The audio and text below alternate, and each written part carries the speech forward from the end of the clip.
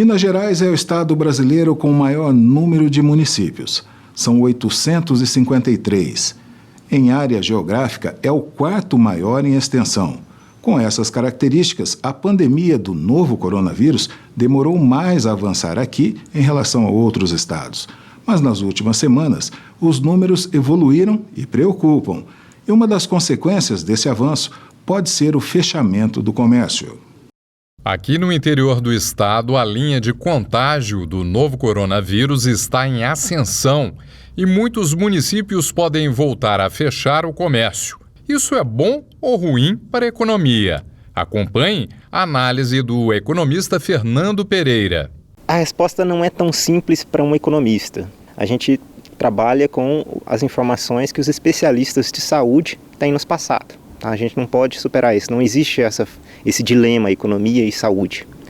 A economia, de fato, só vai recuperar a médio e longo prazo, vai se recuperar de fato após o controle da pandemia. Tá? Sem isso não tem jeito.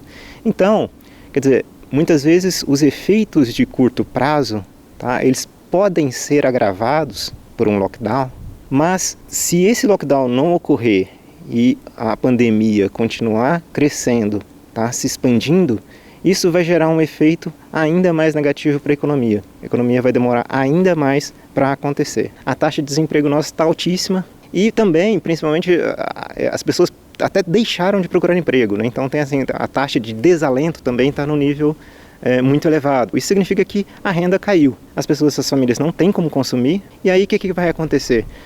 O comércio, o setor produtivo deixa de vender ou vende muito menos. A reversão desse ciclo só vai ocorrer se você tiver uma estimativa, uma perspectiva mais otimista de médio e longo prazo. Que aí sim, não só as pequenas atividades voltam, mas os próprios investimentos na economia voltam. A investimento gera mais emprego, esses novos empregados vão ter mais renda e aí necessariamente vão consumir. Tá? E isso tende a ser um estímulo para o comércio, para o setor produtivo. Por outro lado, o comércio eletrônico está beneficiando muito empreendedor. A crise, ela, digamos, está afetando a todos, tá? Mas tem setores que estão conseguindo lidar melhor com essa crise. Tá? À medida que você está fazendo comércio eletrônico, teleentrega, né? Se você consegue escoar sua produção, tá? Isso você pode ou minimizar o seu problema, ou às vezes você pode até ser uma oportunidade de crescimento do seu negócio. Tá? Então, se a gente for pegar, por exemplo, o setor supermercadista, esse é um setor que tem crescido demais as vendas, dado esse estado que a gente está desde março, fevereiro, março. Por quê? As pessoas estão se alimentando mais em casa, né? Então dependem de fazer mais compras em supermercados para fazer comida em casa. Tá?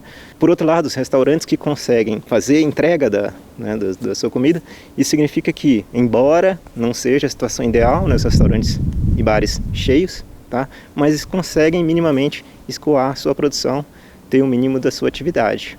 Como o cenário ainda é de incertezas, não dá para antever o comportamento de recuperação da economia brasileira, analisa Pereira. Tem uma série de países que está passando pela segunda onda, né? A China já está adotando lockdown de novo. A gente achou que tivesse superado, isso não aconteceu. Está com lockdown de novo em algumas cidades chinesas.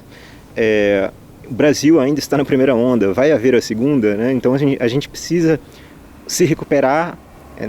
A vacina, infelizmente, ela vai demorar, né? O processo está acontecendo, mas ela vai demorar. Então, a superação da pandemia é essencial e a gente ainda não tem essas datas. Vamos supor que hoje acabou a pandemia, tá? Não tem mais problema. Mesmo assim, sem um pontapé, pelo menos, por parte do governo, tá? Para falar, ó, a economia está funcionando, vamos gastar, vamos, né?